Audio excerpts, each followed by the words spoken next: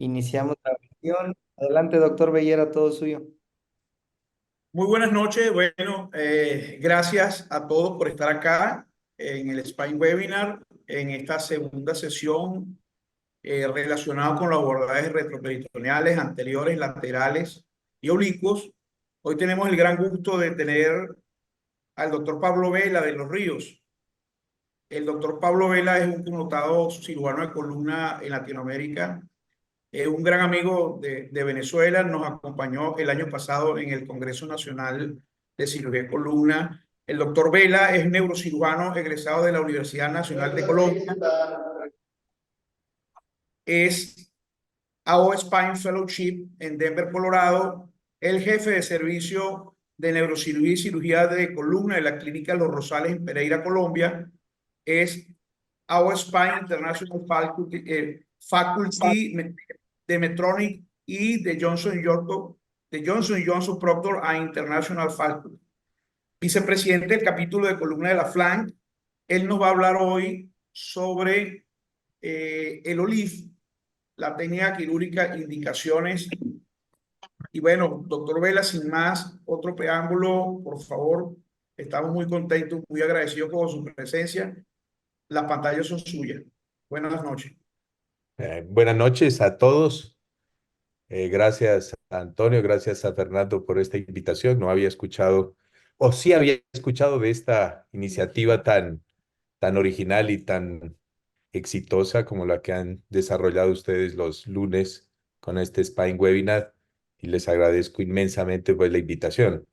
La técnica de Olive es una técnica que seguramente muchos de ustedes conocen y de las cuales les voy a desarrollar.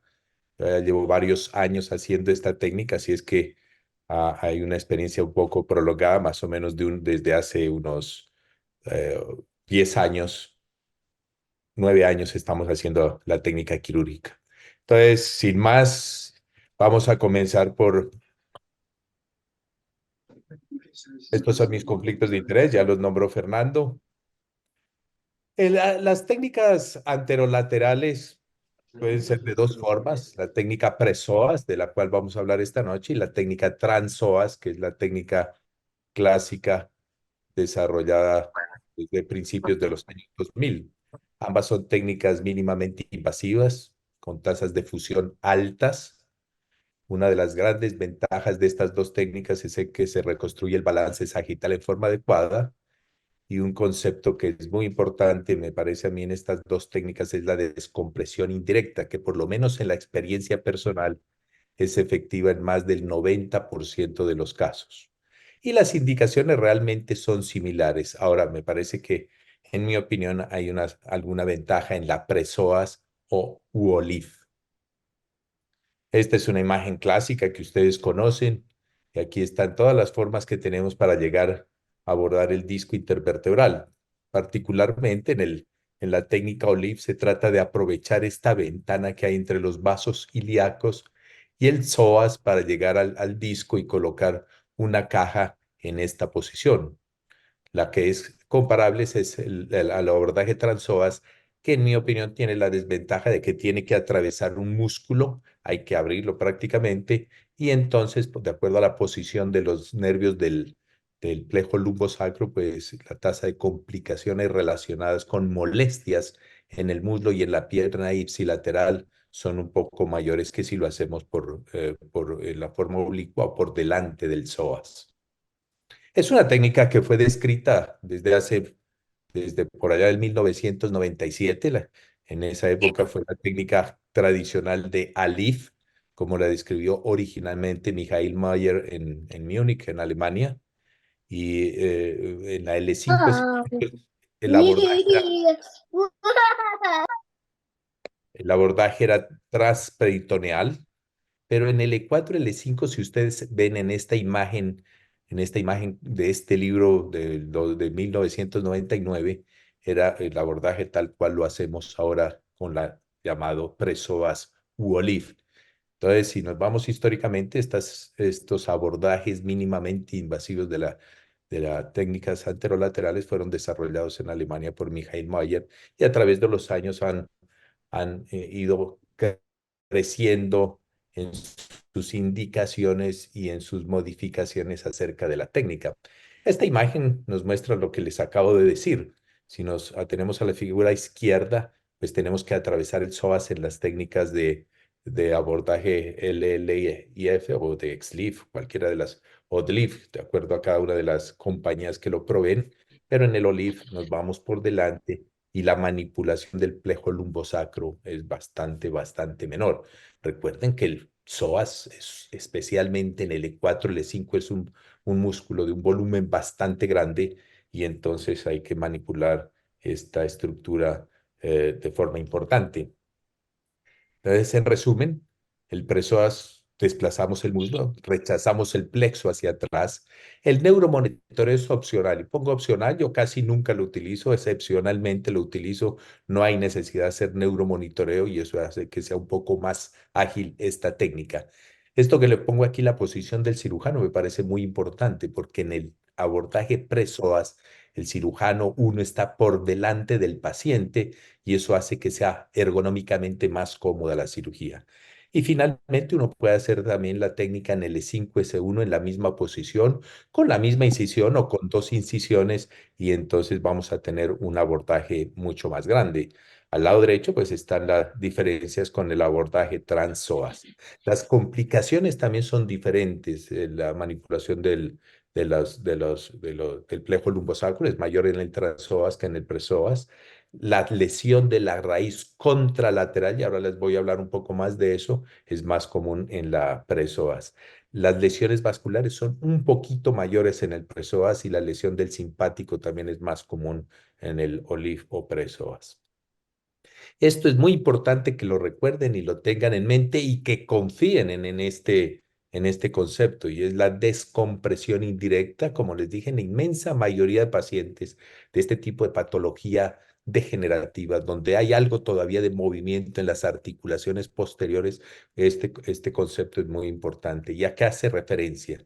Aquí uno colocando, como ven en la parte derecha de la imagen, una caja, que es una caja grande que va de lado a lado del cuerpo vertebral, del disco intervertebral, uno puede lograr una reacomodación de las raíces nerviosas. Si ustedes ven en este lado, estas raíces del lado izquierdo están completamente comprimidas. ¿Por qué? Porque en un paciente con espondilolistesis degenerativa, esta faceta se desplaza hacia adelante y comprime las raíces nerviosas. Al lado derecho, sin hacer ningún gesto quirúrgico desde la vía posterior, uno puede hacer una descompresión muy buena de estas raíces nerviosas y esto permite que la cirugía pues sea menos agresiva, especialmente en pacientes de edad, que son los que tenemos que operar con este tipo de patología. Entonces, en resumidas cuentas, si hacemos una definición de lo que es el OLIF, no es otra cosa que abordar los discos desde el E1, E2 hasta el E5, S1 con el paciente en decúbito lateral derecho a través de la disección de los planos musculares, y esto es importante, es disección, no hay que cortar ningún músculo, disecar el espacio retroperitoneal por delante del psoas con una mínima manipulación de los vasos, de los nervios del simpático y del uréter. Entonces, es una técnica mínimamente invasiva con una tasa baja de complicaciones y una alta tasa de éxito clínico y radiológico. Este es el artículo original, probablemente el primer artículo donde se utilizó el término OLIF, Oblique Lumbar Interbody Fusion. Es un artículo francés y canadiense donde describen claramente la técnica. Es un artículo del 2012, así es que no es una técnica que lleve muchos años, 12, 14 años desde que se describió originalmente. Posteriormente ya se han desarrollado muchísimos más trabajos en Europa, en Asia, en Norteamérica y aquí en Latinoamérica también para describir esta técnica y describir la seguridad de esta técnica. Ustedes ven la posición de las cajas, si la comparamos con un ALIF en la parte media, inicialmente la caja puede quedar así un poco oblicua, que no hace referencia al abordaje, sino a la posición de la caja, pero esta posición no afecta el resultado clínico del paciente. Hay un micrófono abierto por ahí. no afecta el resultado de la fusión ni la reconstrucción. Pero la posición ideal es la que vemos acá al lado derecho, donde la caja queda entre el tercio medio y el tercio anterior de los cuerpos vertebrales y debe quedar atravesando todo el disco para que la tasa de subsidencia sea más baja.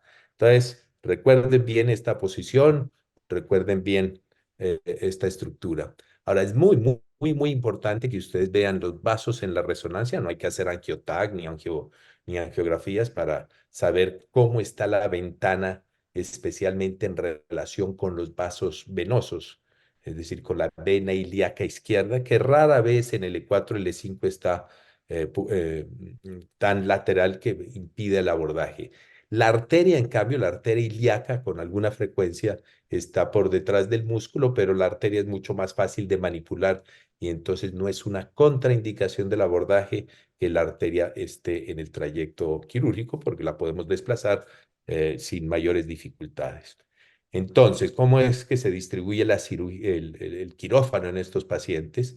Es en decúbito lateral derecho, aunque hay algunos casos que se puede abordar también en decúbito lateral izquierdo. Ahora les muestro un ejemplo.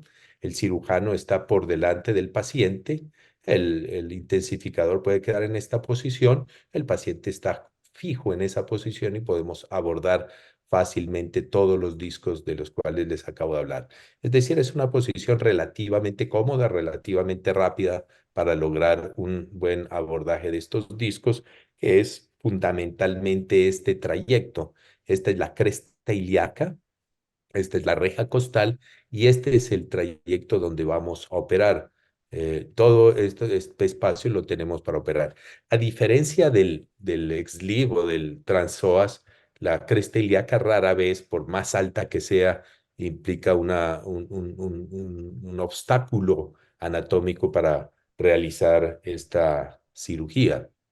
Y entonces uno puede abordar, como les dije al principio, desde el E5-S1 hasta el E1-L2 en el mismo acto quirúrgico y podemos hacer unas cirugías bastante grandes, poco agresivas con respecto al paciente porque la hemorragia es muy baja, pero podemos lograr unos resultados en lo que estamos buscando, como vamos a ver en algunos casos más adelante. La cirugía más común, la principal indicación de esta cirugía es la espondilolistesis degenerativa L4, L5. Entonces, miren que aquí en esta imagen, que las muestro a propósito, les muestro varios detalles para resaltar la ventaja de esta técnica quirúrgica. Uno, que una cresta ilíaca alta no es una indicación para hacer un abordaje del L4-L5 con una incisión bastante pequeña. Dos, que es una cirugía ideal para pacientes obesos como el de la imagen o para pacientes de edad. En el OLIV no hay contraindicación cuando el paciente tiene arteriosclerosis para realizar esta cirugía, porque la manipulación es muchísimo menor que, por ejemplo, cuando hacemos una LIV en 4L5 en pacientes mayores a 65, 70 años. Tercero, que utilizando este tipo de separadores, un separador tubular pequeño con buena iluminación, podemos lograr un acceso bastante importante. Cuando hacemos abordajes de más de un nivel, tres hasta cuatro niveles, pues podemos escoger de acuerdo a la anatomía de cada paciente una, dos o hasta tres incisiones. En este caso, fíjense, para tres niveles, una incisión para 3, 4, 4, 5 y una para el E5-S1. Y en esta aquí vamos a hacer cuatro niveles, una incisión pequeña para 4, 5 y otra incisión también un poquito más grande para tres niveles en la parte superior. Entonces, fíjense que es una forma versátil. Las incisiones son bastante, se acomodan a cada paciente de acuerdo a las necesidades de cada paciente. Una vez hacemos la incisión en la piel, vamos a llegar a la aponeurosis del abdomen. En este tipo de cirugías es muy importante que repasemos la anatomía de la pared abdominal para saber exactamente qué es lo que vamos a hacer. Abrimos la aponeurosis abdominal. Recuerden que la aponeurosis abdominal es una aponeurosis completa hasta el músculo recto anterior, que es en la parte donde hacemos el ALIF. Posteriormente encontramos los tres músculos de la pared abdominal, que son el oblicuo externo, el oblicuo interno y el transverso. Los divulsionamos, yo lo hago con una tijera, no hay que cortar nada, se divulsiona y digitalmente uno abre el oblicuo externo, el oblicuo interno y el transverso, que en general es un músculo mucho más delgado. En esta particular paciente, pues fíjense que a través del músculo transverso ya alcanzamos a ver el retroperitoneo. Este abordaje, esta parte es bastante rápida, eso no tiene mayor dificultad, pero hay que conocer muy bien la anatomía de la pared abdominal para que sea efectivo y rápido. Una vez separamos el transverso, nos encontramos al retroperitoneo y lo que vamos a hacer, en esto nos favorece muchísimo la posición del paciente, es que vamos a tirar hacia adelante todo el contenido abdominal. Yo lo hago con este tipo de gasa, de torunda de gasa, y es mucho más fácil. Las personas o las mujeres que tienen dedos más cortos, pues no es ninguna contraindicación hacia este procedimiento quirúrgico, se utilizan este tipo de instrumentos. Así es que el tamaño de la mano no es una Hola, problema. ¿qué haces? Oh, Por favor de apagar ¿Sí? sus micrófonos. ¿Me escucha, doctor? Apague su Sí. micrófono. Bueno, entonces seguimos, aquí ya estamos en el... Adelante, doctor Pablo B. Bueno, bueno, ok.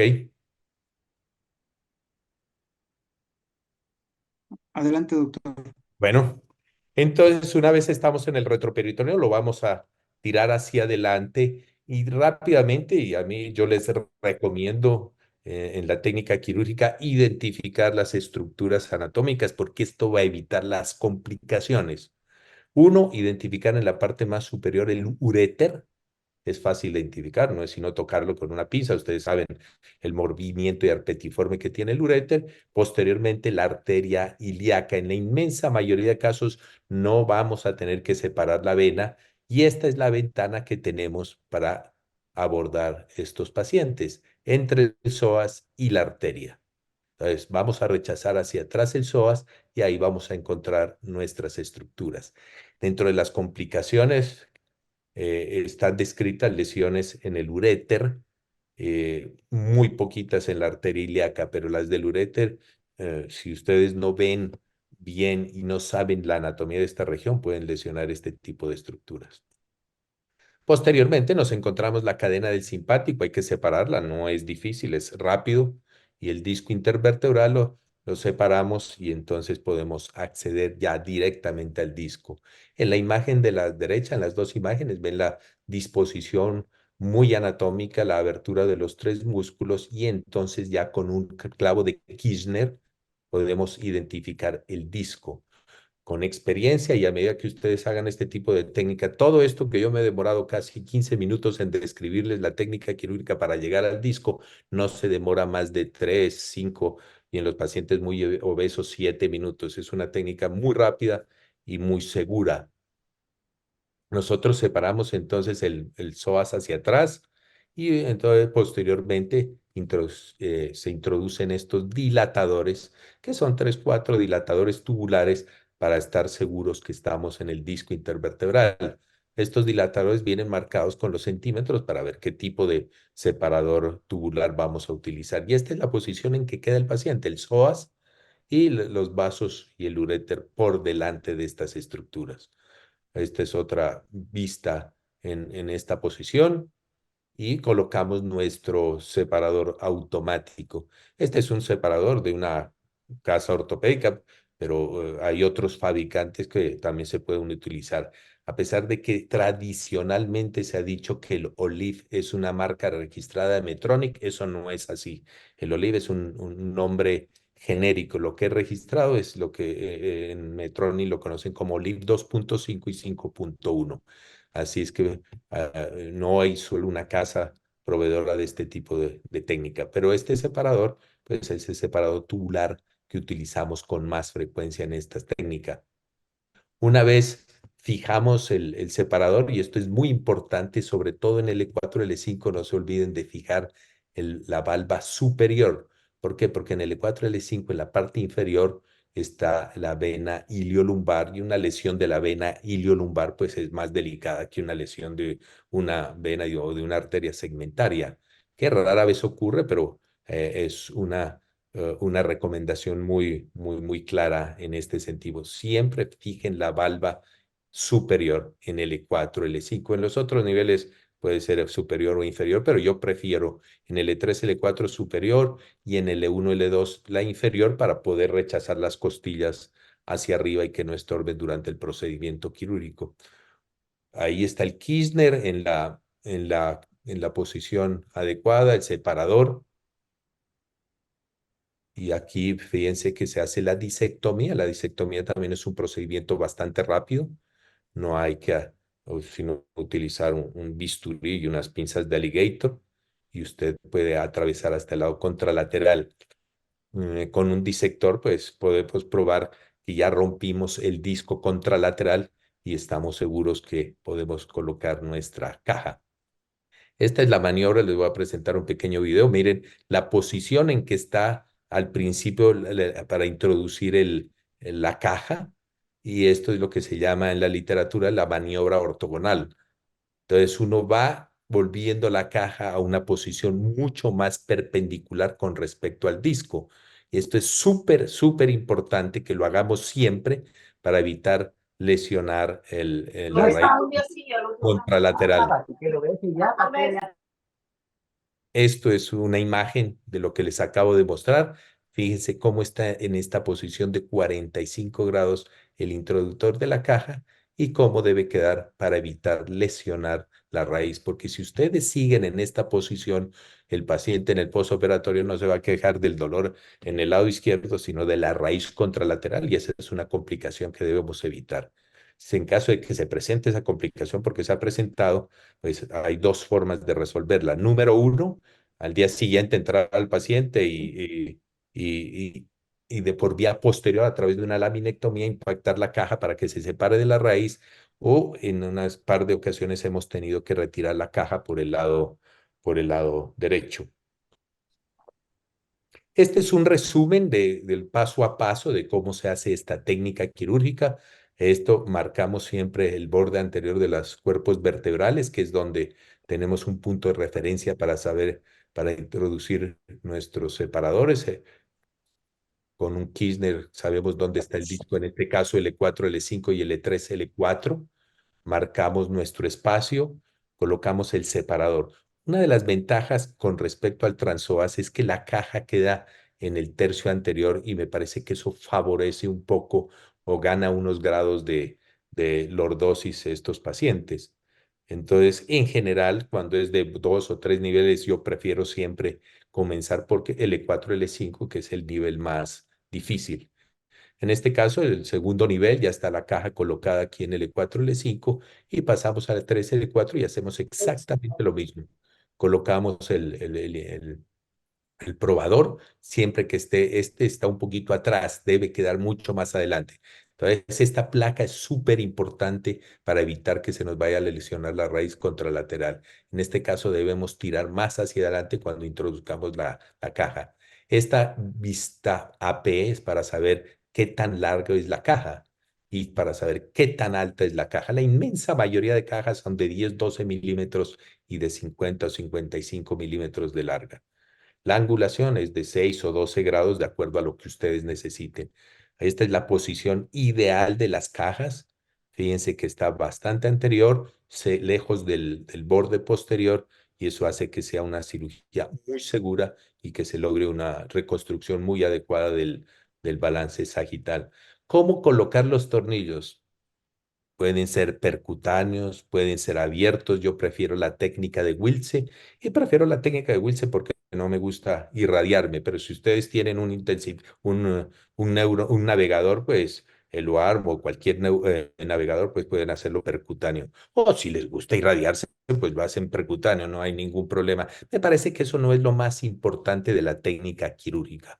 Otro detalle que vi en la charla, en una de las charlas de abordajes anteriores, si se hace en single position o si hacen el cambio a posición decúbito prono. Yo prefiero hacerlo en decúbito prono la colocación de los tornillos por una sencilla razón. Me parece que no es un tiempo prolongado cambiar el paciente de decúbito lateral a decúbito prono. Es un movimiento que se demora 3 a 7 minutos. Y segundo, en la posición prono, un paciente bien colocado puede lograr una mejoría de entre 11 a 13 grados. Es decir, es como una osteotomía. Entonces, si estamos tratando pacientes con deformidades del adulto, me parece que la posición prono tiene ventaja sobre la single position, pero obviamente hay gente en el mundo que está haciendo single position y también dan sus razones para hacer de esta forma. Un paso un poco más avanzado de la técnica quirúrgica es hacer el E5-S1 en la misma posición que el E4-L5, en el decúbito lateral con una incisión relativamente pequeña. Pacientes que tienen deformidad del adulto, por ejemplo, me parece que este par de segmentos son fundamentales para artrodizar y para colocar buenas cajas. En los pacientes con deformidad del adulto, utilizar estas dos cajas cuando hay desbalance en el plano sagital les va a disminuir la agresividad de las osteotomías por vía posterior. Y ustedes saben que en estos pacientes de edad con deformidades del adulto, lo que más aumenta la morbilidad es el tamaño de la osteotomía, porque eso produce generalmente hemorragias prolongadas y aumento del tiempo quirúrgico. Así es que si tenemos una forma de disminuir la agresividad de nuestras osteotomías, me parece que es algo muy bueno. Y sobre todo el ALIF en esta posición, que es una caja de ALIF lo que colocamos en esta posición de 15 grados, de 18 grados, de 12 grados, pues nos va a mejorar muchísimo el balance sagital. Y una caja de OLIF en L4, L5. La técnica es más o menos similar, pero es un poco más anterior. Aquí ya estamos en el borde del músculo transverso, y aquí ya comienza la fascia transversalis, que es la que también nos encontramos en el abordaje del ALIF. Y eso es lo que vamos a hacer. Yo utilizo solo este par de valvas para abordar el E5-S1. Una valva azul en la parte superior y la fijo aquí. También se puede fijar en el sacro, y una valva que es esta, que tiene un diseño que hace que se introduzca dentro del sacro sin necesidad de fijarla. Es una técnica bastante rápida, bastante buena. Es lo mismo, mire, aquí está el uréter. Aquí está la arteria ilíaca, el uréter. Desplazamos la arteria ilíaca y nos encontramos, en este caso sí es fundamental identificar la ilíaca primitiva, y la ilíaca primitiva la vamos a rechazar hacia atrás para colocar nuestro separador. Esta es la parte difícil de esta técnica. Algunos recomiendan colocar el fijador, el pin fijador en la parte inferior en el sacro. Yo prefiero hacerlo acá con esta succión. Estoy separando la vena ilíaca e introduzco el pin para fijar en esa posición. Acuérdense que por la incidencia pélvica el E5-S1 es más inclinado, y entonces aquí les voy a mostrar un movimiento que yo hago para que quede bien colocado. Miren, acá al fondo se ve el disco intervertebral, y ahí comenzamos a introducir y angulo la valva unos 10, unos 15 grados para que nos quede muy bien colocado el pin, y eso hace que sea muchísimo más fácil y seguro el abordaje. Y eso es lo que se ve, mire, un disco completamente expuesto, como lo hacemos con el ALIF, pero en posición de cúbito lateral, con estas dos valvas. Esta valva se puede utilizar, una valva pequeña para separar la vejiga. Hacemos una buena disectomía y colocamos una caja grande ahí con una angulación de 12, 14, 15 grados, que nos va a permitir el resultado final. Con una incisión relativamente pequeña podemos hacer este tipo de cirugía en pacientes que así lo requieran. Siempre se dice que el abordaje debe ser por el lado izquierdo, y que casi que es una contraindicación hacerla por el lado derecho. A través de los años me he dado cuenta de que no es así. Se puede abordar el paciente por el lado derecho, pero en circunstancias muy especiales, que en mi opinión son estas dos: cirugías de revisión y en escoliosis degenerativa, cuando la concavidad en L4 y L5 está del lado izquierdo. Para mí esas son dos indicaciones de este tipo de abordaje, que es un abordaje que hay que conocer muchísimo mejor la anatomía de las venas, no de las arterias, sino de las venas, porque aquí vamos a lidiar con las venas. Este es un caso Es una reintervención. Miren, este paciente de 68, 70 años había sido operado hace muchos años, le habían colocado estos espaciadores espinosos, interespinosos, le habían hecho una laminectomía, el paciente progresó a esta escoliosis y le propusieron una cirugía que consistió en hacer lo siguiente. Le pusieron cuatro cajas con vía transpsoas y una caja de Alif, una caja de Alif en el 5S1 y tres cajas hacia arriba. Sin embargo, eso fue en un primer tiempo quirúrgico. En un segundo tiempo quirúrgico le colocaron esta instrumentación. No me pregunten por qué, en forma percutánea, pero la instrumentación obviamente falló. Sin embargo, el problema no fue la falla de la instrumentación posterior, sino que el paciente desde el posoperatorio inmediato se quejaba de un dolor intenso. Les repito, había sido transpsoas la cirugía, no presoas, pero un dolor intenso en el E4 y el E5 del lado derecho. Y fíjense la caja cómo les quedó desafortunadamente lateral y miren cómo está comprimiendo aquí esta caja. Cuando yo con él, sí, el paciente eran como, no sé, 3, 4 meses después de esta cirugía, retirar esta caja por el lado izquierdo, les confieso que es casi imposible porque estas cajas se anclan muy bien a los discos intervertebrales. Así es que la única alternativa que nos quedaba para abordar esta caja y retirarla era por el lado izquierdo, pero ya tenía algo de consolidación. Le retiramos todo ese instrumental, aquí en la caja en la tomografía, y fíjense cómo le retiramos la caja, o no fue fácil realmente. Miren cómo estaba la caja dentro del foramen. Estos accidentes hay que prevenirlos con una muy buena imagenología y un buen control.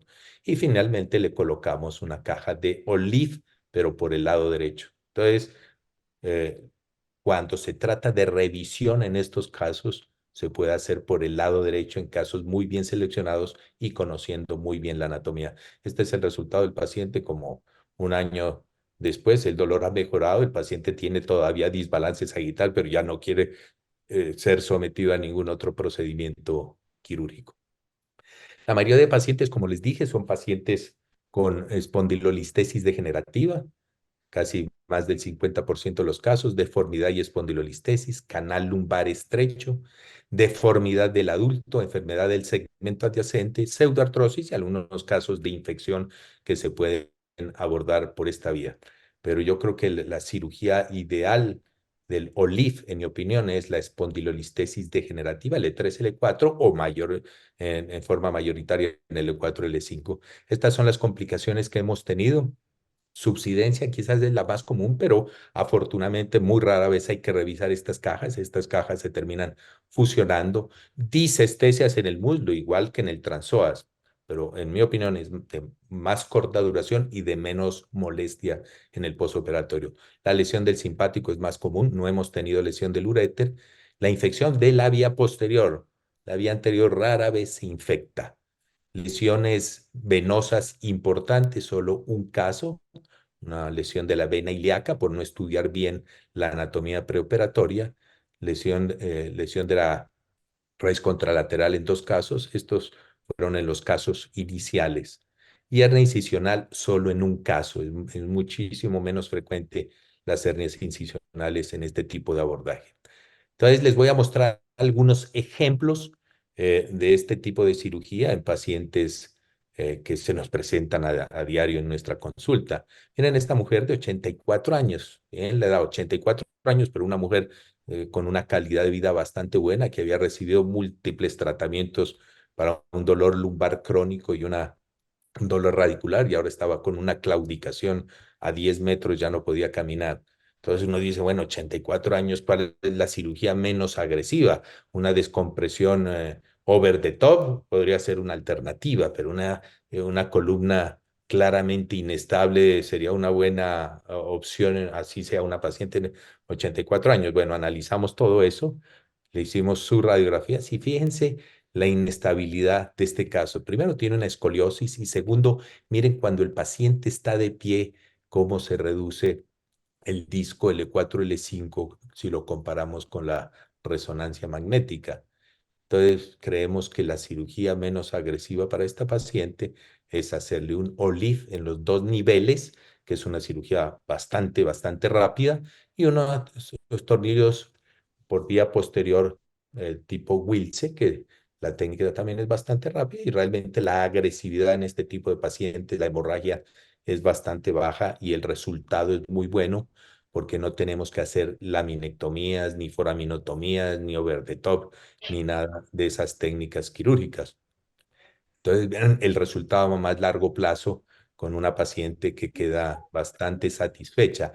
No hay necesidad de corregir completamente la escoliosis. Fíjense que con solo la corrección de estos dos segmentos logramos un muy buen resultado en el posoperatorio, aunque no es perfecto, pero a esta edad sí no tiene ningún sentido ir a corregir anatómicamente ese tipo de escoliosis. Este es una paciente un poquito más compleja. A los cirujanos jóvenes, sobre todo, les recomiendo utilizar el GAP score o los criterios de Schwab para corregir estas deformidades. Entonces, fíjense, una escoliosis de 28 con un gap entre la incidencia pélvica y esto como de 12 grados, pero con una hipolordosis lumbar que le está ocasionando un problema de dolor lumbar y de claudicación a esta persona. La escoliosis bastante clara, la hipolordosis lumbar, tenemos que mejorar estos balances. A esta paciente le colocamos estas 4 cajas. Como les dije, esta es otra forma de hacerlo. Las pacientes con incidencia pélvica alta yo prefiero hacerles 2 incisiones, una para L4 y L5 y una L5 S1 para que la incisión de esos 2 niveles no sea muy grande. Esta era la resonancia magnética, una paciente muy sintomática y este es el resultado posoperatorio. Fíjense cómo mejora el gap. Si seguramente muchos de ustedes utilizan el gap en estos pacientes.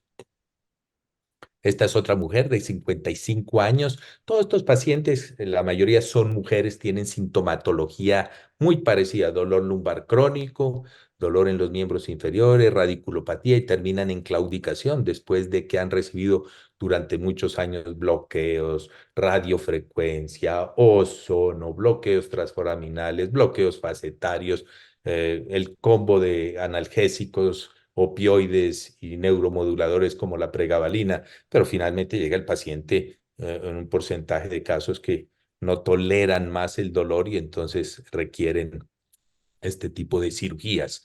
Entonces, fíjense la radiografía panorámica, cómo es de importante en estos casos y cómo solo analizando la radiografía panorámica sabemos bastante bien qué es lo que está ocurriendo. Una severa hipolordosis lumbar, con todos los mecanismos de compensación de estos pacientes, desde la hiperlordosis cervical, la hiposifosis dorsal, la hipolordosis lumbar y la retroversión pélvica, que son los mecanismos de compensación del balance sagital más comunes. Todos los tiene esta paciente. Y la escoliosis lumbar, con algo que es muy característico en estos pacientes, ustedes saben, la laterolistesis en L3, L4 y L4, L5. Entonces aquí tenemos que lograr una corrección mucho más grande del balance sagital y entonces si lo hiciéramos de forma tradicional requeriríamos osteotomías por vía posterior. En este caso, ¿no? Le hicimos, siempre hagan todos estos exámenes porque nos van a ayudar a tomar la mejor decisión. La, el test de escoliosis o el bending lateral derecho o izquierdo, en fin, todo esto, su resonancia magnética para analizar bien cómo están nuestros discos. En este caso también hicimos 4 cajas, pero aquí hicimos una incisión para L4, L5, L5, S1 y otra para L2, L2, L3 y L1, L2, L2, L3 y L3, L4. Aquí está la imagen del L4, L5 y en el lado derecho la del L5, S1 en este momento. Y fíjense cómo se logra de bien, sin necesidad de hacer osteotomías. A esta paciente no le hicimos ningún tipo de osteotomía por vía posterior. Con las cajas y la posición fue suficiente para lograr en un buen balance sagital. La L1S1 pasa, no nos quedamos en 55.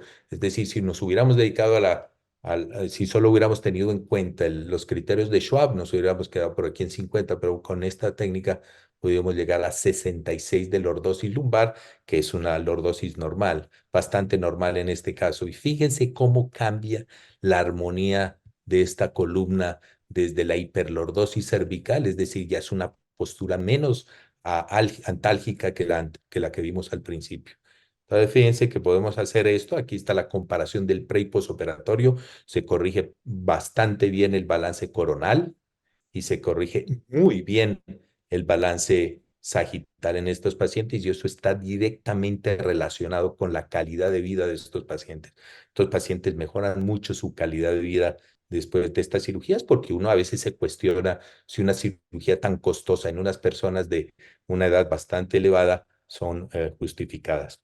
Esta es una mujer con un problema más serio, ya tiene un balance sagital mucho más comprometido, no solamente tiene la hiperlordosis cervical, la hiperlordosis, la hipocifosis, sino que además el balance ya está muchísimo más alterado. El SBA está por encima de 5 centímetros y por supuesto el gap score, ustedes ven, es bastante alto. En este caso también hacemos los mismos estudios y aquí es donde necesitamos una cirugía más grande, subir en los niveles superiores, por lo menos como en este caso hasta T10 y cuando estamos por encima de L1 hasta T10 y de ahí para arriba siempre utilizar tornillos ilíacos, 1 o 2 tornillos ilíacos de acuerdo a cada paciente, pero me parece que es fundamental y ese es otro de los mensajes que le quiero dejar, que cuando hagamos este tipo de cirugías largas, siempre fusionemos por vía anterior L4, L5 y L5S1, porque eso va a disminuir en forma muy, muy importante las complicaciones distales de estas construcciones.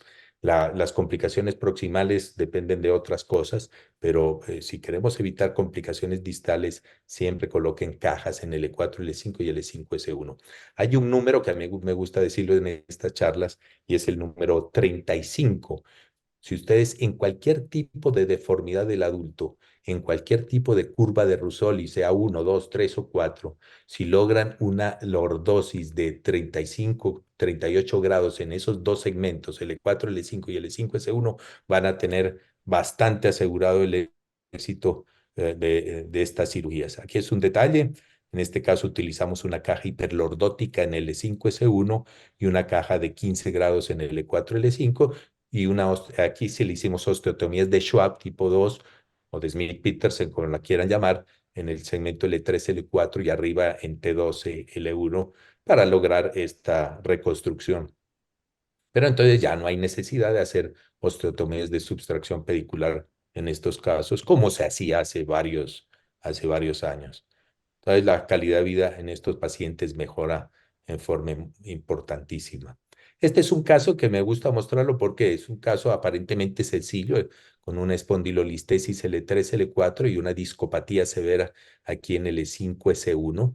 Pero fíjense que a pesar de ser dos niveles, el balance de esta paciente está afectado por una hipoliordosis lumbar. Estas pacientes en la clasificación, no sé cómo clasifiquen ustedes la espondilolistesis degenerativa, pero a mí me gusta utilizar la clasificación francesa, donde esta sería un tipo C, que es cuando ya hay alteración del balance regional en este caso. Fíjense cómo había una hernia extraforaminal aquí, una estenosis, la paciente tenía un dolor radicular importante y le hicimos este abordaje. ¿Por qué les muestro este caso? Porque fíjense que le habíamos colocado la L4, L5 muy bien, pero en el L3, L4, donde había la compresión y la espondilolistesis, no logramos una buena lordosis lumbar. Entonces, en estos casos uno tiene que estar presto a no hacer todo mínimamente invasivo. Aquí no podemos colocar unos tornillos percutáneos porque el paciente no va a tener ningún buen resultado. Hay que abrirlo y hacerle una osteotomía y le hicimos osteotomía de Smith-Petersen en ese nivel para lograr mejorar la lordosis que no la habíamos logrado simplemente con la caja. Entonces son casos que, entre comillas, son sencillos, pero que hay que analizarlos bien desde el punto de vista balance sagital para tener unos buenos resultados clínicos. Entonces, fíjense que en estos ejemplos que les acabo de mostrar de patología más o menos compleja de la columna lumbar, pues podemos utilizar esta técnica que a mí me parece muy versátil de utilizar desde 1 hasta 5 segmentos y podemos mejorar la calidad de nuestros pacientes. Es un abordaje bastante rápido, poco traumático porque realmente es mínimamente invasivo, no hay lesión muscular importante. Se puede hacer la mayoría de casos con descompresión indirecta, pero claro, les mostré casos donde es importante hacer la descompresión directa de estos pacientes, conocer muy bien la anatomía, especialmente la anatomía venosa de estos sectores, así como la hemos aprendido a hacer con el ALIF. Es factible hacer este tipo de cirugía en una sola posición, desde el E1, L2 hasta el E5, S1. Pacientes obesos y pacientes de edad, pacientes mayores de 70, 75 años, es una cirugía ideal, y en pacientes con obesidad, incluso por encima de un índice de masa corporal por encima de 35, 40, es ideal también porque todo el contenido abdominal se nos va hacia adelante y podemos hacer una cirugía que bajo otras circunstancias, por ejemplo, hacer una LIF en un paciente obeso, pues no es una contraindicación, pero es difícil. Hacer un OLIF en un paciente obeso con un índice de masa corporal de 32, 37 es una cirugía mucho más agradable. La neuromonitoría es opcional, yo casi nunca la utilizo, eh, solo en casos de deformidades muy severas. La tasa de complicaciones es baja. Si bien la tasa puede ser alta, la inmensa mayoría de complicaciones son transitorias, es decir, no afectan a largo plazo la calidad de vida del paciente. Las tasas de fusión son realmente altas, por encima del 90, 95%, y la calidad de vida de estos pacientes es muy buena después de estas cirugías, si las planeamos bien, porque ustedes saben, la cirugía de deformidad del adulto, si no hacemos una cirugía adecuada, y la calidad de vida de estos pacientes en el preoperatorio está muy afectada. Hay un artículo que les recomiendo, un artículo europeo de Pellicé en Barcelona, donde compara la calidad de vida de 25.000 pacientes con diferentes enfermedades: infarto de miocardio, diabetes, EPOC y deformidad del adulto. La patología que más afecta la calidad de vida en los pacientes adultos actualmente es la deformidad severa de la columna toracolumbar. Así es que esto era lo que tenía para contarles de del OLIF.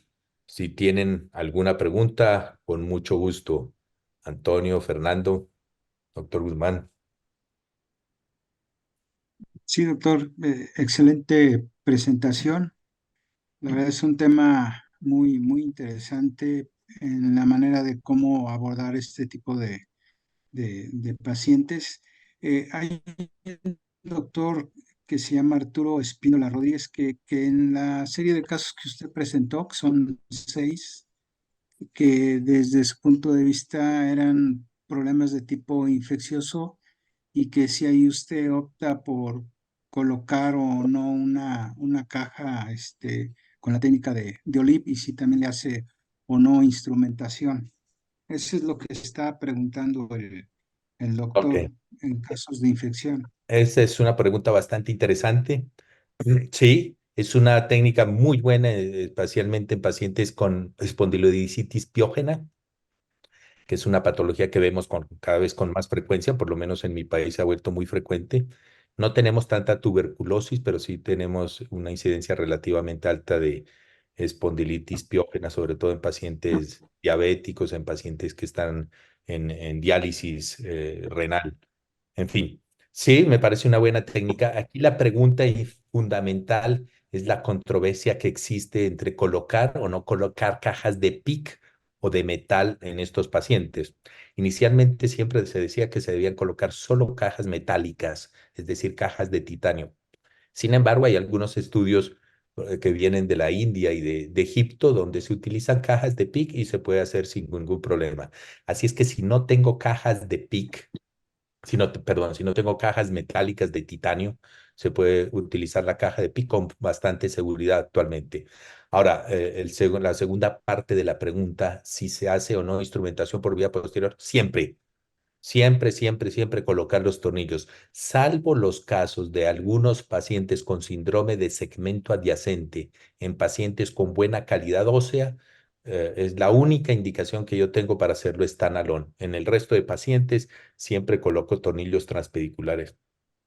Actualmente colocar unos tornillos transpediculares, pues no es que alargue mucho la cirugía y no alarga mucho la agresividad sobre el paciente con las técnicas, vuelvo y lo repito, a mí me gusta de Wilce, pero si ustedes lo hacen percutáneo, estaría perfecto y entonces la agresividad es mucho menor, pero la seguridad del paciente va a ser muchísimo más grande. La tasa de subsidencia se baja considerablemente y la tasa de pseudoartrosis. Ahora, el tratamiento médico de la espondilodicitis piógena, pues sí es otra cosa, tiene que ser muy estricto, muy bien planeado, mínimo yo escojo 6 semanas de tratamiento endovenoso y después vía oral el tiempo que sea necesario hasta que los determinantes de infección, la PCR, la BCG y lo que estén utilizando, pues estén normales. Muy bien, doctor. ¿Alguien del público que le quiera hacer una pregunta al doctor Pablo Vela? Hola Pablo. Sí, Bueno, antes que Oscar Martínez, nada, adelante. muchísimas gracias. Excelente charla, como siempre. Me asustaste un poco con el 35 porque sé que tienes tu 38 siempre ahí que lo nombras. es Mira, más fácil tenía una acordarse del pregunta, 35 pero que del 38. sí, sí.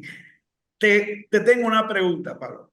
Considerando la importancia de la tensión del ligamento sagital común anterior, lo tratas distinto, o sea, hablando del porcentaje de apertura del ligamento, cuando vas a hacer un tratamiento, una deformidad del adulto, donde quieres colocar una caja con más lordosis a una degenerativa normal, donde solamente vas a colocar el implante.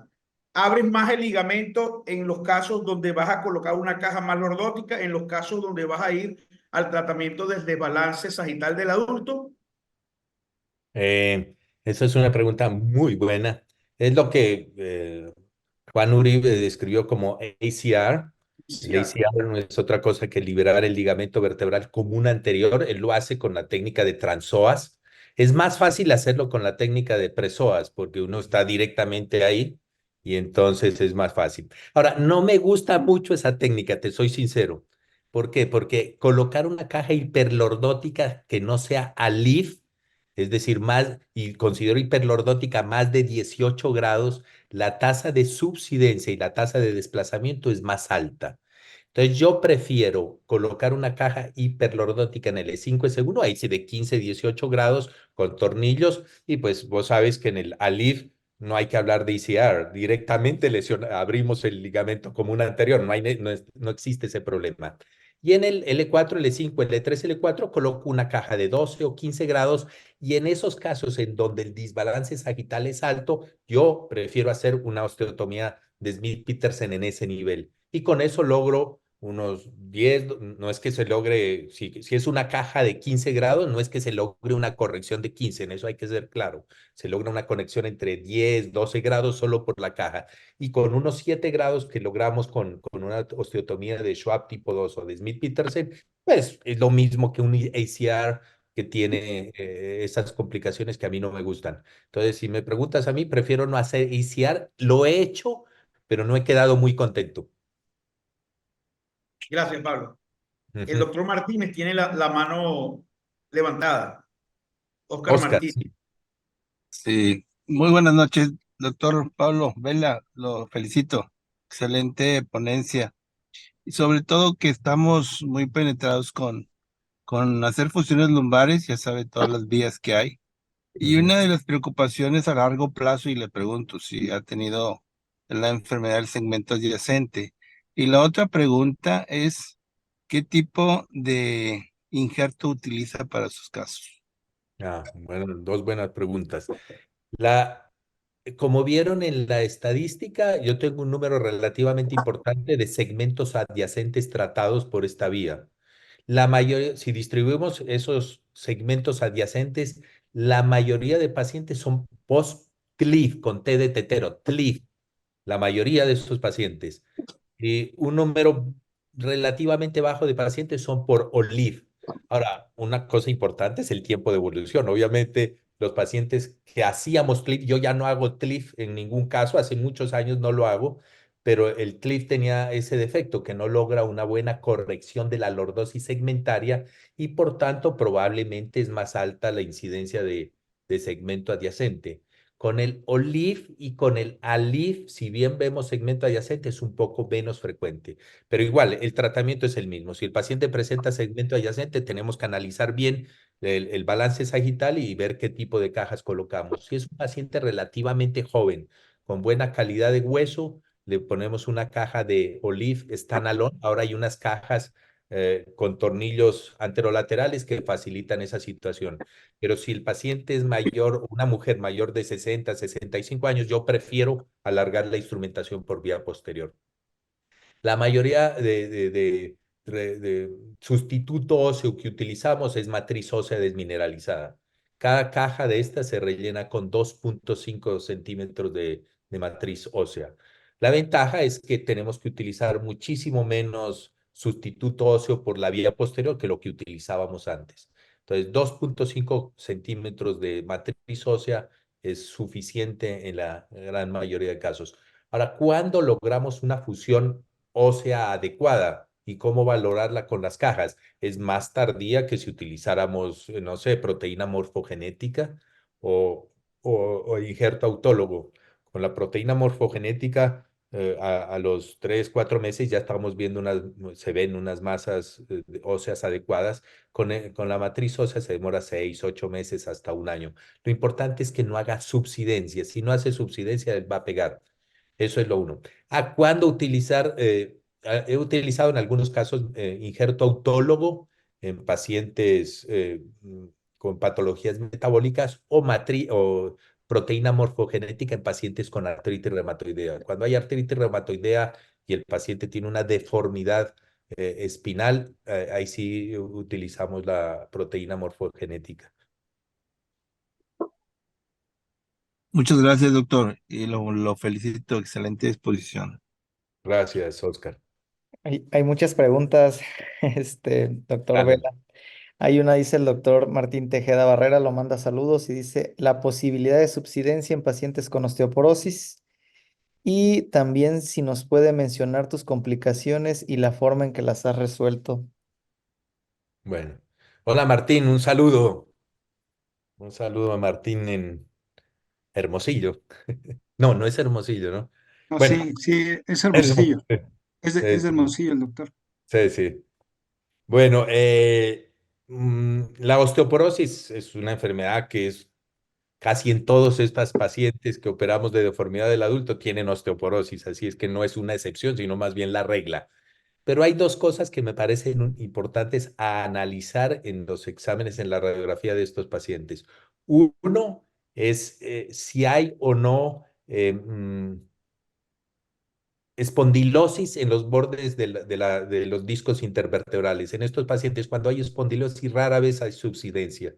Cuando hay aumento de la densidad en los platos terminales, rara vez hay subsidencia. Dos, no utilizar cajas tan grandes. ¿Ya? Tres, obviamente que reciban, y esa debe ser la número uno, que estén recibiendo su tratamiento, ojalá con teriparatide, los pacientes con osteoporosis, o ahora unos 3, 4 meses antes de la cirugía. Cuatro, utilizar tornillos grandes. Yo casi no utilizo tornillos cementados, prefiero utilizar tornillos convergentes en el sentido coronal y divergentes en el sentido sagital y que ojalá sean casi bicorticales. Yo prefiero eso a utilizar tornillos cementados. La tasa de complicaciones con los tornillos es relativamente baja y la tasa de subsidencia es relativamente alta, pero la tasa de revisión de subsidencias es baja. Con una ventaja que yo he visto, a pesar de que hagan algo de subsidencia, no se deteriora el resultado neurológico, es decir, se estabiliza el resultado neurológico. No he tenido que reintervenir para reestenosis del canal raquídeo. ¿Qué complicaciones hemos tenido? La más grave que tuvimos fue una lesión de la ilíaca que en este caso, yo aprendí a manejar las complicaciones venosas haciendo ALIF y la forma más rápida que tengo actualmente para resolver es colocando clips de cardiovascular, que son clips de 3, 4 milímetros. Las lesiones rara vez tienen más de 2, 3 milímetros de lesión. Eso sangra en forma terrible, pero en general el defecto es muy pequeño. Entonces, yo lo que hago actualmente es con 2 torundas paro el sangrado. Es muy fácil de pararlo, eso no es difícil porque son venas que son absolutamente compresibles y la mayoría de veces colocando 2 o 3 clips en el defecto venoso es mucho más fácil. ¿Por qué? Porque colocar puntos en una incisión tan pequeña es difícil. Entonces, si ya no he tenido el caso, pero si uno necesita o no es suficiente con los clips vasculares, tendría que ampliar la incisión y suturar, pero en Olive no lo he tenido que hacer, en Alif sí. Esa es una complicación. No he tenido complicaciones de tipo de uréter, que las he visto y me las han contado, que son complicaciones serias. Hasta ahora no las he tenido. ¿Qué otra complicación? El simpático, a pesar de, si tengo mucha dificultad en desplazar el simpático, prefiero cortarlo nítidamente. Y a pesar de que el paciente se queja de la molestia de la pierna caliente en el posoperatorio, en general es más rápida que cuando se manipula y se manipula de forma inadecuada el simpático. Y la otra, la que les acabo de decir, es la que les acabo de decir, no, la que les dije al principio, es cuando uno no hace la maniobra ortogonal y lesiona la raíz contralateral. No intenten sacar esa caja por el mismo lado, es casi imposible, es muy difícil. Hagan un par de intentos y si sale, sale, pero yo no he podido hacer eso y he tenido colegas que me han remitido pacientes para revisar unos 2 o 3 casos, no es que sean muchos, en los cuales he tenido que sacar la caja por el lado contralateral. Esas son las más serias. La mayoría de otras complicaciones, lesiones de la segmentaria he tenido, pero se resuelven con bipolar. Lesión de la iliolumbar no he tenido. Fundamentalmente esas, Martín. Gracias por la pregunta. Gracias, Doc. Dice Ademar Mérida Arenas. Bueno, preguntó antes, pero tiene relación a lo que contestó de osteoporosis. Dice otra pregunta, ¿les hace algún estudio adicional especial para la calidad ósea y la anatomía vascular o basta con la resonancia magnética? Sí, esa pregunta siempre resulta cuando se hacen abordajes anteriores. Bueno, voy a comenzar por la segunda parte. No hay necesidad de hacer angiotac. En una época ya hacíamos angiotac para ver cómo eran las arterias y las venas, pero no, es suficiente con una buena resonancia para saber el trayecto de las venas y las arterias. Es mucho más importante el trayecto venoso como contraindicación para estos abordajes, pero realmente rara vez la vena está, digamos, metida lo suficiente como para contraindicar una de estas cirugías. Lo que sí se ve con frecuencia es la arteria en el trayecto quirúrgico, pero la arteria, si uno es más fácil de manipular y de rechazar hacia adelante para que nos dé la ventana y podamos hacer la cirugía. Todos estos pacientes no es que les pida, ya casi todas llegan porque el 80%, el 70-80% son mujeres, ya llegan con estudios para osteoporosis. Entonces ya sé qué problema tienen, una osteoporosis severa o menos severa y tal. Ocasionalmente utilizamos las unidades Hounsfield en el cuerpo vertebral para saber qué tan severa es la osteoporosis. Pero en mi opinión, no es una contraindicación para ninguna de estas cirugías. Hay formas que podemos resolver la osteoporosis, la instrumentación en los pacientes osteoporóticos. Adelante, maestro Duchenne. Buenas noches. Buenas noches. En primer lugar, quiero felicitar nuevamente al doctor Sosa, al doctor Guzmán por el impulso que tienen de esta aventura llamada Spine Webinar. Evidentemente, hemos estado ante una charla magistral, como siempre. Pablo Vela, actual vicepresidente del capítulo La Flan, en octubre se posesiona como presidente, están invitados a su posesión. Y bueno, los comentarios también del amigo Beller y todos los colegas. Son técnicas realmente vistas en manos de ustedes que realmente se ven artísticamente ejecutadas. Mi pregunta, que la hacía también en el chat para Pablo, ¿cuántos procedimientos considera que debe tener un cirujano de columna para tener una técnica dominada y tener buenos resultados? Porque es una anatomía a la que no todos estamos acostumbrados, por eso hemos hecho cursos incluso contigo ya en varios países.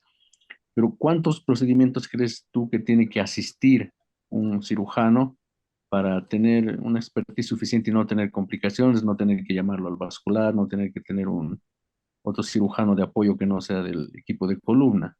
¿Cuál es tu opinión, estimado Pablo? Y quisiera extender esto también a Bellera porque ambos son expertos en estas vías anterolaterales. Hola, Luis, un placer saludarlo. Eh, Realmente sí, esa es parte del problema que tienen las vías anterolaterales, el miedo que le tenemos a las lesiones fundamentalmente vasculares, venosas. Eh, Hay dos posibilidades. Yo tuve la fortuna de aprender a hacer estas técnicas en Alemania a principios de los 2000, de tal forma que lo que hoy se llama LIF, yo lo aprendí a hacer como ALIF en esa época. Así es que los primeros ALIF que yo hice en mi vida los hice con esta posición. Entonces tengo esa ventaja. Cuando apareció el Olive, ya como técnica bien diferenciada y bien descrita, pues no tuve mucha dificultad, pero yo sé que esa pues ha sido una suerte mía que desafortunadamente no la tiene todo el mundo. Entonces, yo creo que es posible hacerlo. Yo lo que he promovido, no solo en este escenario, sino en muchos escenarios, es que los residentes deberían aprender más de esta zona, aprender anatomía, así como no sé qué tan grande sea el escenario para neurocirujanos de 136 que hay ahorita, no sé cuántos neurocirujanos haya, pero así como estudian ustedes la anatomía de la arteria cerebral media, de la comunicante, de la base del cráneo, se debe estudiar la anatomía de los vasos en la pelvis, en el abdomen, para estar seguros de lo que vamos a hacer. Ahora, desde el punto de vista dificultad y complicaciones, es diferente el ALIF al OLIF. Es mucho más demandante en cuanto al manejo de los vasos y de las venas, el ALIF. Si es que si una persona hace ya ALIF, pasar a OLIF es un poco más sencillo. Si no tiene experiencia en ninguna de las dos, pues lo mejor es primero visitar, hacer algún curso de cadáveres, asistir a congresos. Segundo, visitar a alguien que tenga experiencia en este tipo de cirugías para que le enseñe estos tips que les estoy diciendo aquí. Yo he recibido gente de México, de otros países, del Perú, de Chile, a aprender esta técnica y la mayoría han aprendido afortunadamente y cada vez que me los encuentro en congresos dicen, ya he hecho tantos casos y tal, así es que es posible hacerlo. Pero es el truco, la recomendación es aprender bien la anatomía. Y los primeros casos comenzarlos a hacer en L3, L4, donde los vasos están un poco más separados que en L4, L5, y el abordaje es un poco más fácil y más rápido. ¿Cuántos casos? Yo diría que en L3, L4, unos 7 a 10 casos sería adecuado y en L4, L5 unos 12, 15 casos. Pero incluyendo en esos casos los que vea en un sitio donde haya un cirujano con experiencia. Pero realmente una vez se domina la técnica, y Fernando Bellera estará de acuerdo conmigo, una vez se domina la técnica, es una técnica muy segura. El OLIF es una técnica muy rápida. eh, Sin exagerar, ya que han venido bastantes colegas a ver cuánto uno se demora haciendo un abordaje. Yo me demoro en un segmento en hacer el abordaje entre 3 a 7 minutos, ¿no? Entonces, y no es que eso no es ser presumido, sino que es así, no es tan difícil llegar a ese punto en esta técnica, ¿no? Sí, bueno, yo estoy de acuerdo con Pablo y recordando lo que una vez discutimos, yo te decía, bueno, es que cuando tengo una lesión de la ilíaca y la he suturado, me voy preso ahí. Tú me decías, bueno, eso es un OLIF. En realidad es un OLIF, o sea, porque me metí presoas, ¿no? Pero es esa ventana, indiscutiblemente, no es lo mismo el abordaje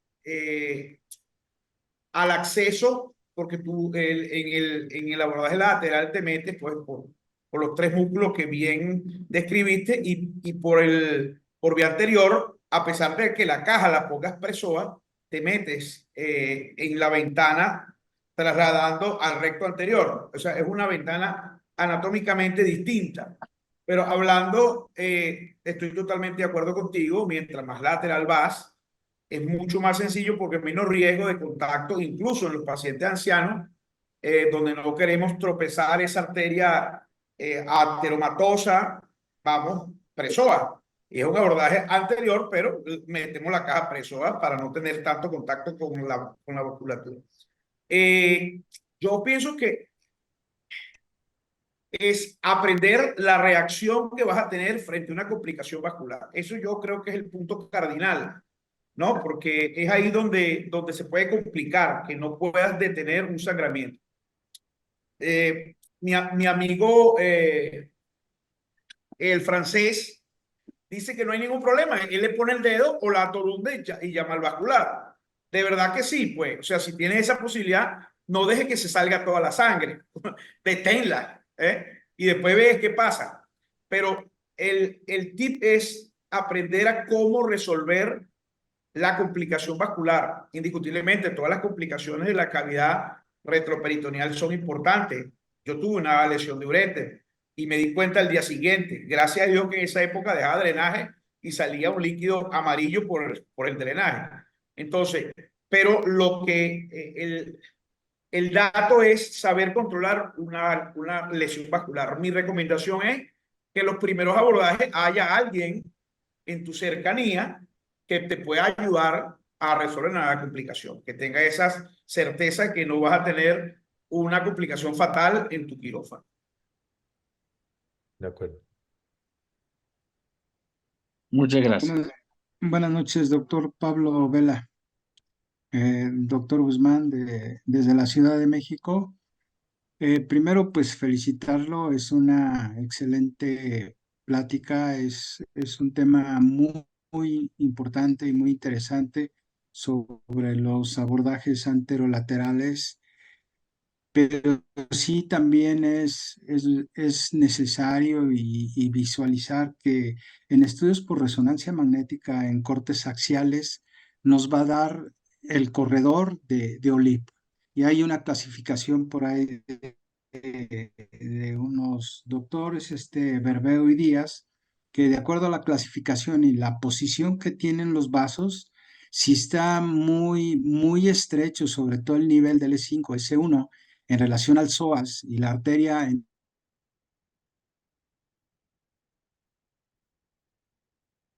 Se cortó. Se Sí, cortó el profesor se le Will. cortó al doctor. Mm. Vamos a, Sí, vamos a leer algunas de las preguntas, a lo mejor ya no todas, Doc, ya va a estar cansado, pero hay algunas otras. Dice el doctor Carlos Abraham, dice, doctor, ¿qué opinión tiene de las cajas expandibles lordóticas? Bueno, las cajas expandibles lordóticas no las conozco para Olive. Las he escuchado porque tampoco las conozco para TLIF. Es una forma, digamos, un mecanismo de defensa de los que hacen TLIF, que son todavía la mayoría. El TLIF es la cirugía de fusión intercorporal más frecuentemente hechas para suplir la deficiencia del TLIF, que es mejorar la lordosis del segmento. Ahora, el problema que yo he escuchado, porque vuelvo y repito, no las conozco, es que hay un poquito más de subsidencia y se pierde un poco esa lordosis. Pero si está bien colocada una caja de clip bien anterior y se le hace una osteotomía pequeña atrás, podría ser una buena alternativa. Las cajas hiperlordóticas, no sé qué tanto estén penetrando en el mercado porque pues es una solución parcial al problema. La solución definitiva o no definitiva, porque en esto no hay nada definitivo. La solución más poderosa para mejorar la lordosis lumbar indudablemente es la vía anterior y anterolateral. Las cajas, ya sean de Olive, las cajas de XLIF, de DLIF, pero la superior Lore, es la caja de Alif. Ahora, ¿sí me escuchan? Sí, ¿no? sí, Hay doctor. En estos días estuve con el doctor Juan Uribe y me hizo un símil que me pareció muy interesante, y es el símil entre las formas de reproducción musical y las técnicas quirúrgicas en la fusión intercorporal. Entonces él dice que el PLIF con P es como el cassette, ya nadie utiliza un cassette. El PLIF es como el CD. Ocasionalmente los computadores siguen teniendo CD, pero ya va cayendo en desuso. El Alif es la técnica más clásica y es como los long plays de 33 revoluciones. Son antiguos, pero están volviendo a la moda. Y el Exlif y el Olive es como el Spotify, es la forma de reproducir música actualmente. Entonces, ahí te resumo mi visión, que vuelvo y repito, este símil no es mío, es del doctor Juan Uribe. Sí, doctor Sosa, Sí. le comentaba al doctor Pablo Vela, en relación al corte axial por resonancia magnética, la posición que tiene la arteria con el psoas. A veces el corredor oblicuo es más corto, menos de 10 milímetros, y eso pudiera ser una contraindicación de acuerdo a algunos estudios ya presentados en niveles de evidencia, y entre más para poder accesar o para poder trabajar las cajas con la técnica de OLIP. ¿Usted considera, o de acuerdo a su experiencia, que la resonancia magnética en los cortes axiales, la posición que guarda la arteria en relación al psoas, es el corredor más adecuado para hacer OLIP? ¿O ahí usted, si es más corto, considera que otra técnica como la lateral o OLIP pudieran ser las más recomendables para usted? Bueno, por eso me devolví a esta diapositiva, que es un ejemplo para responderle su pregunta. Es muy importante analizar los vasos, súper importante, suficiente con la resonancia magnética. eh, eh, y sobre todo los vasos venosos. La clasificación de Díaz y Berbero es para L5S1, pero como estamos hablando de OLIF, le quiero mostrar este ejemplo. Mire, este es el nivel L3-L4 y fíjense que en el L3-L4 ya está bifurcada la arteria. La vena aún no está bifurcada. Esta es una bifurcación arterial alta porque normalmente se bifurca un poquito más abajo. Entonces, en el L3-L4, fíjese usted aquí, que hay una ventana relativamente pequeña, pero la ventana relativamente pequeña está dada por la arteria. Entonces no tengo desconfianza en abordar este paciente porque sé que estas dos arterias se van a desplazar fácilmente hacia adelante y un poquito de retracción del músculo aquí me va a dar una ventana suficiente. Pero el problema está acá abajo, donde ya la bifurcación de la arteria, mire, aquí está la arteria ilíaca interna y esta es la arteria ilíaca externa. Ya están completamente bifurcadas y la ilíaca externa está aquí pegada prácticamente al psoas, pero la vena sigue en su posición aparentemente normal, digamos. Entonces, yo lo que tengo en cuenta es la ventana venosa, no la ventana arterial. Fíjese que aquí si tenemos la ventana arterial, nos da más de 1 centímetro. Esta arteria tengo que desplazarla hacia acá adelante. En eso tenemos que ser muy claros y por eso estas cirugías no deben ser percutáneas. Uno tiene que ver las estructuras. La incisión es pequeña, pero uno es capaz de ver todas las arterias y venas que están en el camino. Y fíjese que en el posoperatorio, el paciente quedó con una caja de Olive, a pesar de tener esa aparente contraindicación de la cirugía, una caja de Olive en L3, en L4, L5 perfecta.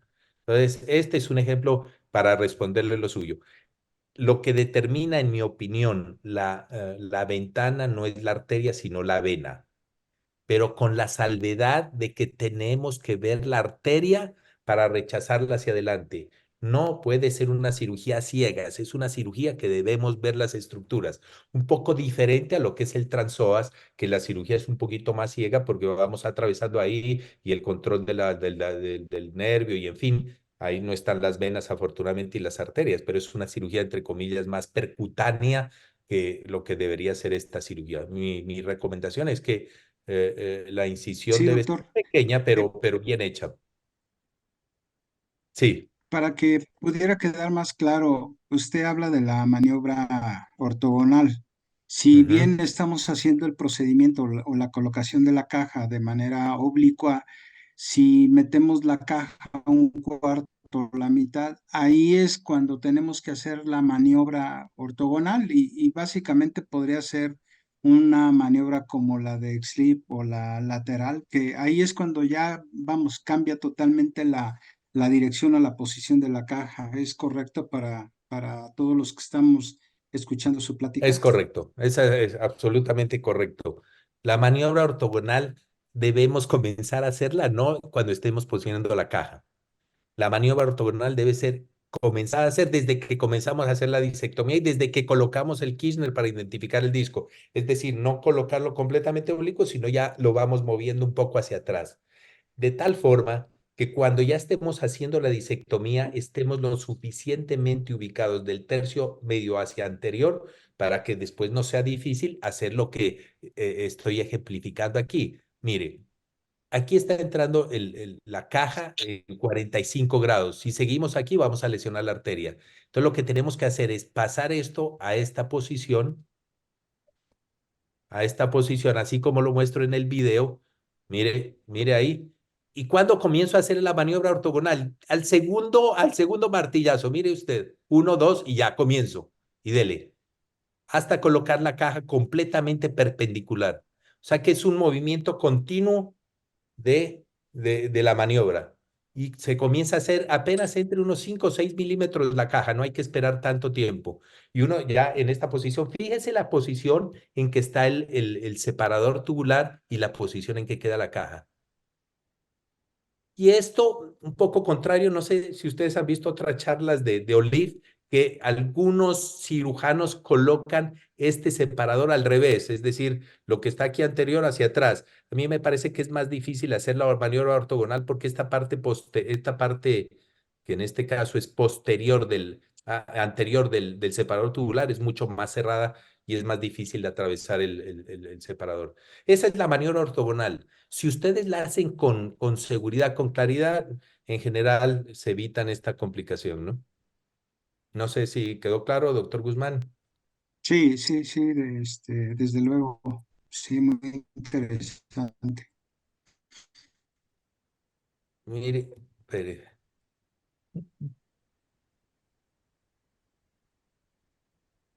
¿Alguna otra pregunta Aquí, para el mire, doctor Pablo Vela?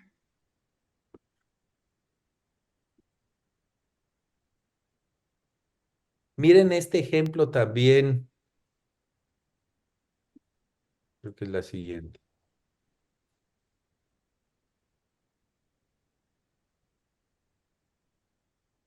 Mire aquí en este ejemplo, el probador.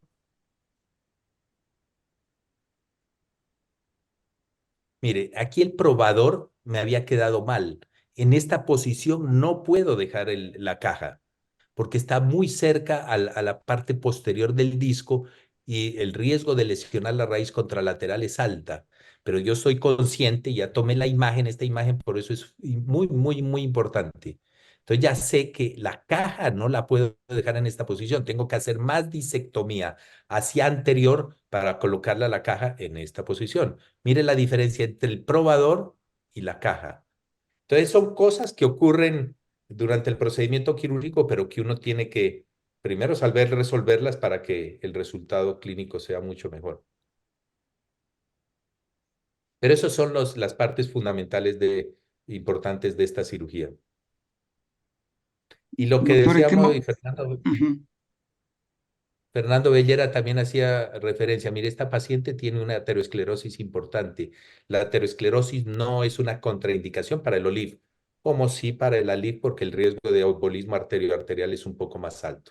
Perdóneme, doctor Guzmán, ¿iba a decir algo más? Sí, ¿en qué momento usted determina si tiene que hacer la fijación percutánea o abierta? Ya entendí que a usted le gusta más la técnica abierta para colocarla, sobre todo los tornillos de manera centrípeta y hacia la parte pegada a la plataforma superior del cuerpo vertebral.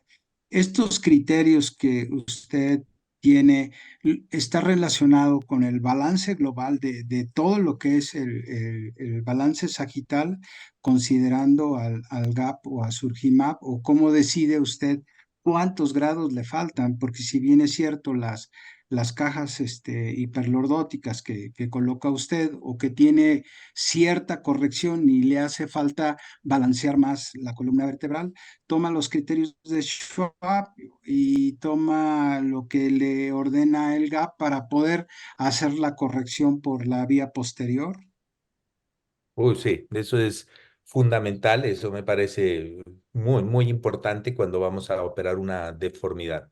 Una cosa es operar una espondilolistesis de 2 niveles y otra es una deformidad del adulto con alteración del balance sagital. Entonces, el análisis de la incidencia pélvica, de la lordosis lumbar y de todos los parámetros espinopélvicos es lo que nos ayuda a planear adecuadamente estas cirugías. Entonces, fundamental, si la incidencia pélvica es de 60 grados y la lordosis lumbar es de 30 grados, pues yo sé que tengo que ganar 30 grados. Entonces, Correcto. cada caja no es que me dé 12 grados, pues las más usadas son de 12 grados en estos casos, pero me da 8, 10 grados. Entonces, por ahí ya tengo, digamos, 24.